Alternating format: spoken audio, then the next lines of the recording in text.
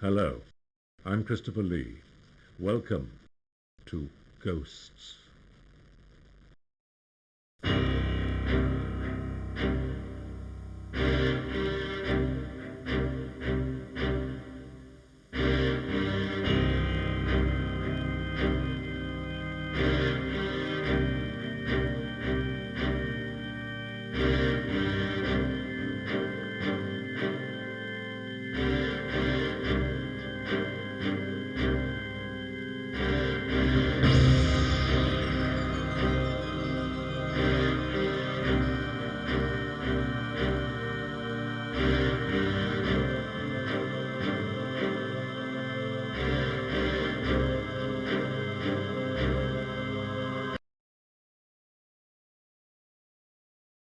Welcome to Hobbs Manor, my friend.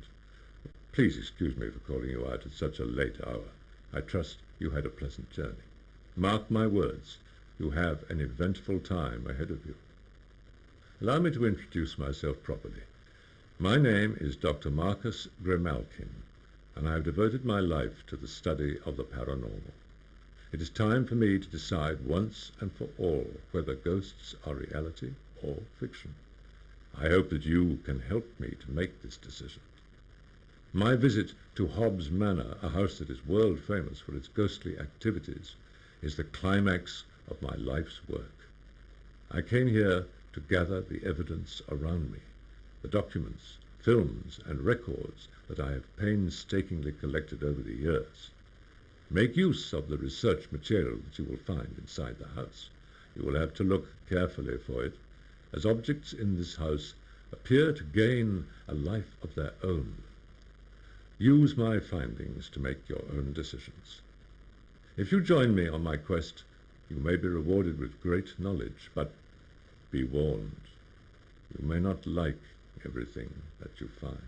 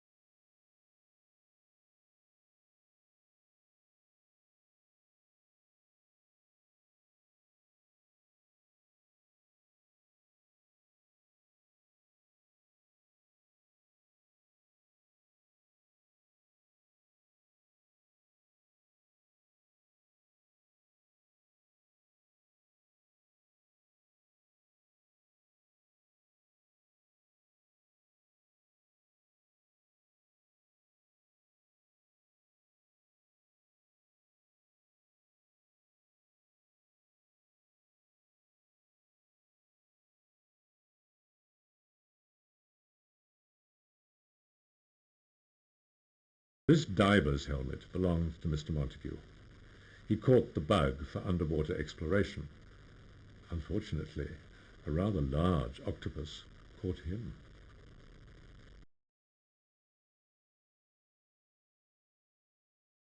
This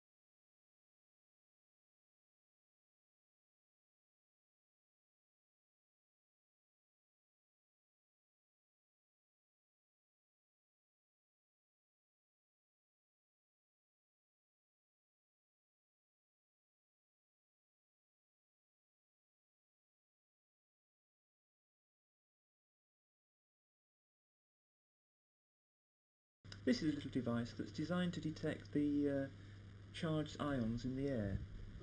Now these ions can be either negative or positive. Positive is usually bad, it gives people bad impressions of the atmosphere of a place. Negative is usually good, it makes people feel quite good. So an excess of positive ions in a room would cause people to feel it was unpleasant, spooky, had a bad atmosphere and so on. So we will check that out using this piece of equipment to see if there's any sort of reason why people might be feeling bad about a place anyway. And it could be that a ghost has some form of ionising field that causes people to see it in the way that ionised air will glow. So there could be some association, so we use this to check that. And looking around here, I'm afraid we're getting no unusual readings at all in this area where the ghost was seen. So at the moment,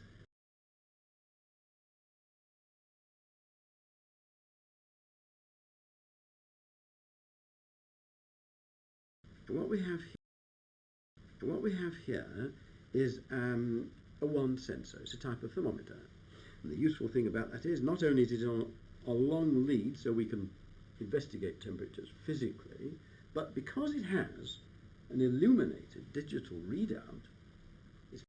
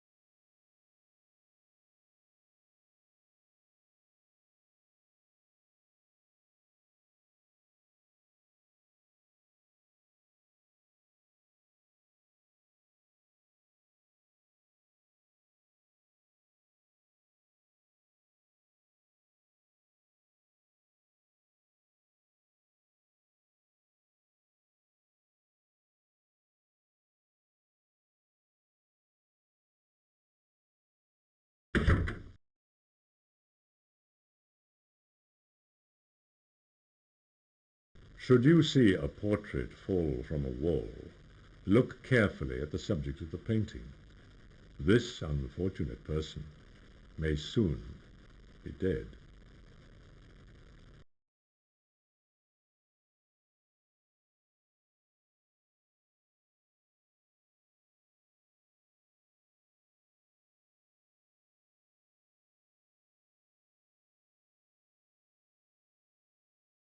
As you walk around Hobbs Manor, you will almost certainly find some portraits and films of experts like myself in the field of the paranormal.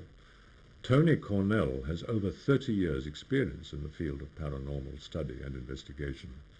He has developed a sophisticated ghost detecting machine called Spider, which travels with him to the hundreds of ghostly locations that he investigates. Dr. Susan Blackmore is a senior lecturer at the University of the West of England. She has a doctorate in parapsychology and has written widely on the subject. She was awarded the Distinguished Skeptics Award in California in 1991 and has been involved in the production of many television programs on the paranormal. Robin Furman is a trained psychologist and expert in the field of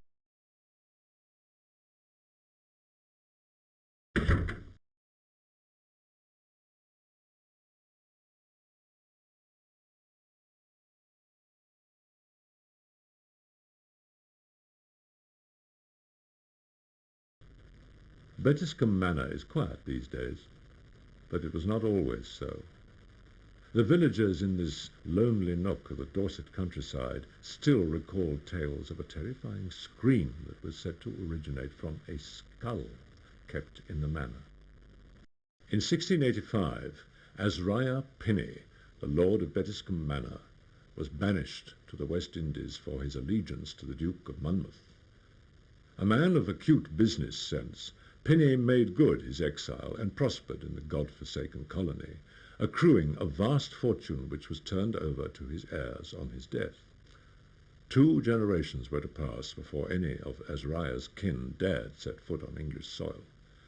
It was his grandson, John Frederick, who returned to England in 1734 to reclaim the family seat in Dorset, bearing considerable riches and a Negro servant from the Isles. However, shortly after their arrival in the country, Frederick's manservant, Isaac, was stricken with a malady that racked his body for days and only eased when the wretched fellow approached death. It was on his deathbed that old Isaac, who had served the family well, pleaded with his master that he must be taken back to his homeland for burial. If not, a terrible curse would befall the manor and all who lived therein.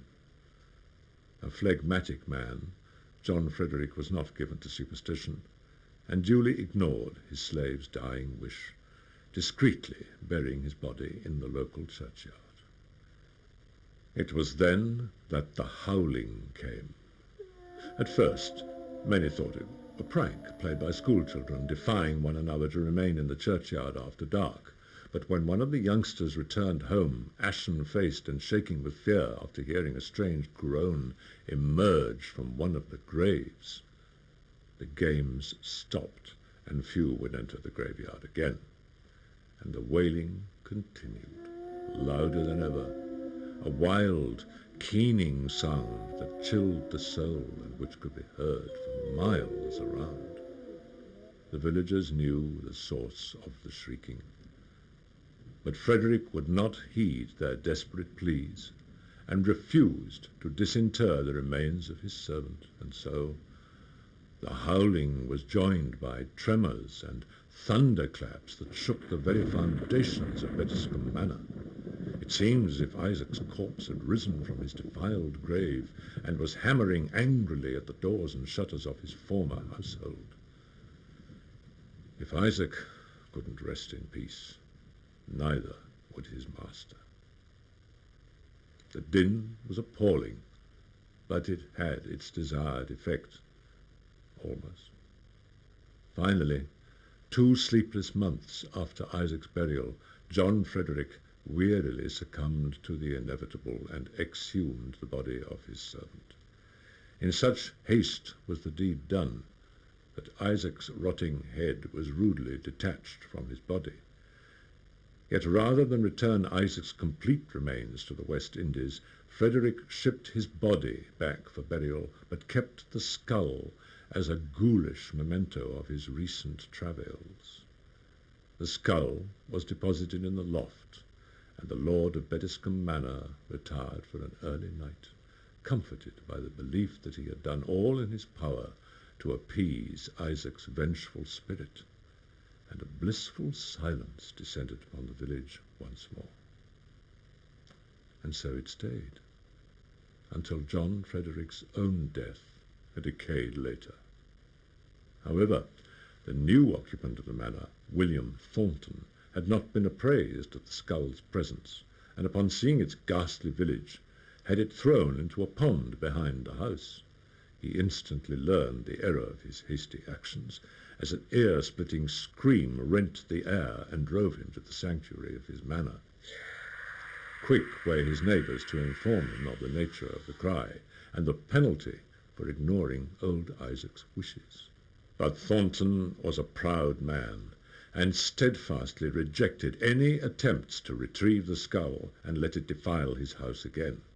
No matter how much Isaac's ghost bellowed into the night sky or raged against the manor with his phantom fists, Thornton would not yield. Nor would he accept the accusation that Isaac's clamorous protestations were responsible for an unaccountable crop failure that year, or for the mysterious death of livestock in the region. It was to prove a fatal stand. On a bitterly cold January morning, the lord of Bettiscombe Manor was found in a state of collapse by the edge of the pond, dressed only in a sodden nightshirt. Driven mad with fatigue, his spirit had finally broken, and he had stayed up the long night, raking the pond for the accursed skull, to no avail. He spent the rest of his short, tormented life on a sick-bed in the wing furthest from the pond, but he could not shut out the damnable screeching. Within a year of taking possession of Bettiscombe Manor, William Thornton, a man of rugged health and fierce temperament, was dead, having faded to a shambling shadow of his former self. After his funeral, held many miles from Isaac's former resting place, a handful of villagers recovered the screaming skull from the pond, stole into Bettiscombe Manor under cover of dark, and restored the dread relic to the loft, and there it languished, content and quiet, for well over 100 years, as each of the manor's subsequent proprietors wisely paid greater heed to the legend of the screaming skull than their ill-fated predecessors. Most would never visit the loft, lest they encounter Isaac's spectre in a less charitable mood. But when Bettiscombe Manor passed into the hands of Charles Pomeroy in the early part of this century, events took a bizarre turn. The new owner, a modern gentleman of liberal disposition, promptly removed the skull, now encrusted in dust and a curiously sticky residue, had it polished, and reinstated the grisly heirloom to a more prominent position in the household. It was a well-meaning gesture and an effort on Pomeroy's part to return some measure of dignity to the memory of a former resident of the manor. He could not have imagined what followed. On the eve of the Great War, a torrent of blood issued from the cracks in Isaac's newly veneered skull, staining the mantelpiece on which it stood, and the blood would not cease. So shocked were visitors to the manor that Pomeroy was forced to return the weeping artifact to the loft. There it remained, reportedly oozing blood, when the outbreak of war was imminent. Peace now reigns at Bettiscombe Manor, but should anyone ever be tempted to remove the skull from its adopted home, old Isaac's spirit will scream the place down.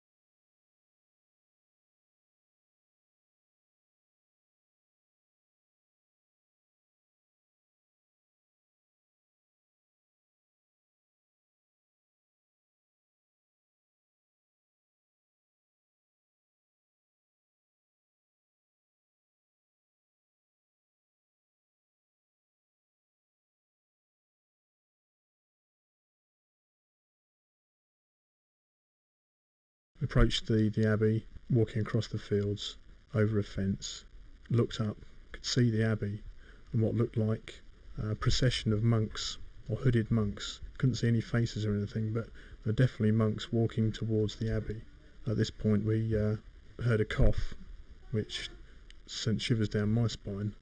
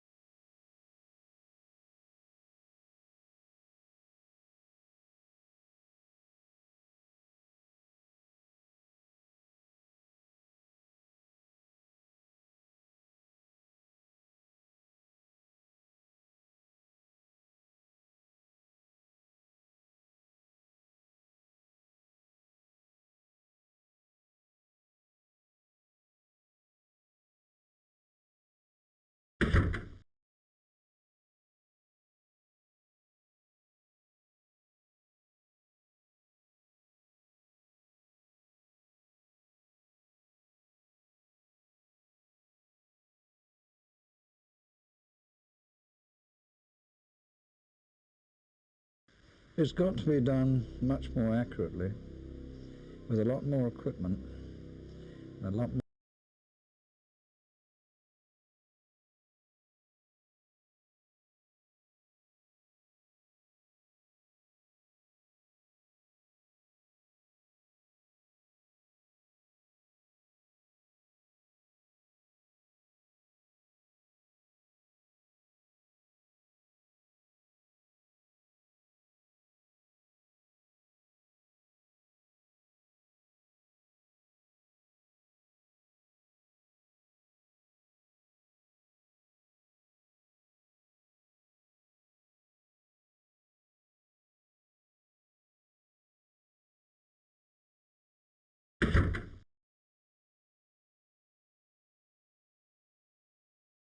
If the clock is wound well but still stops, count it as a bad omen.